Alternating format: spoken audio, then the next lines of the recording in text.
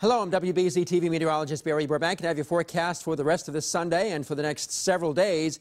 I'm going to do a little bit of comparison here. I'm going to walk out of the shot so you can see what happened at this time last year during July 21st or July 26th. Boston had a very long heat wave lasting 6 days. Wow, was that hot and humid and certainly blazing around here. But compare that to what we have at the same time period this year.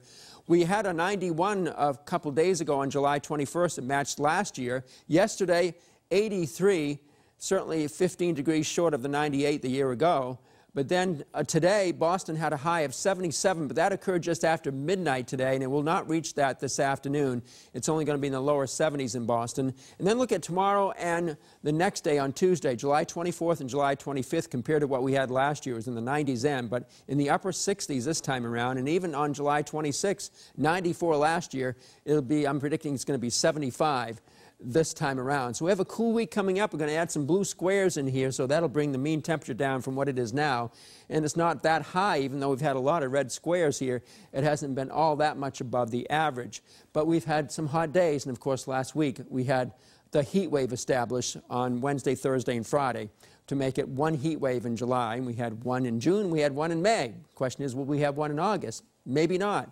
Maybe we'll have just a couple, 3 days of over 90 degrees. But the dew points over the next few days are going to be below 60. When it's below 60, it's pretty comfortable around here.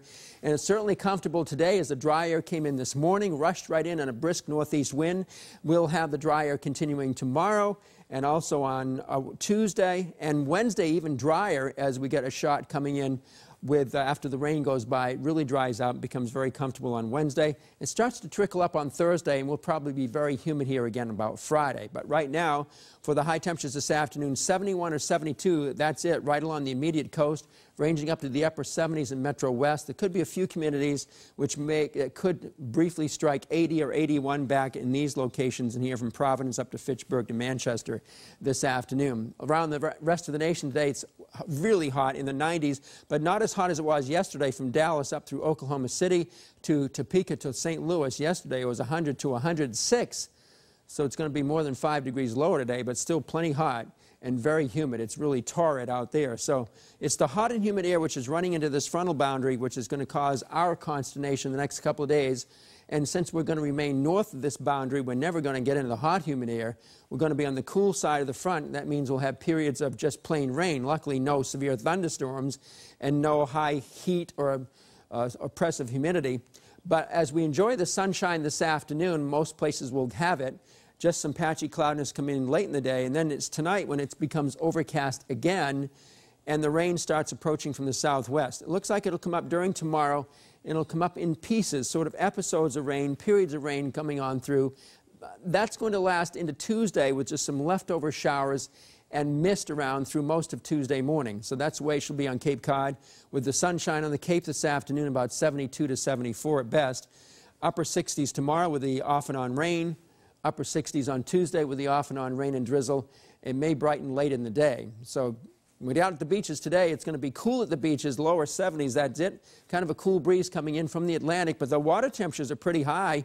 We'll be matching the air temperatures. So the high tide occurs at noontime.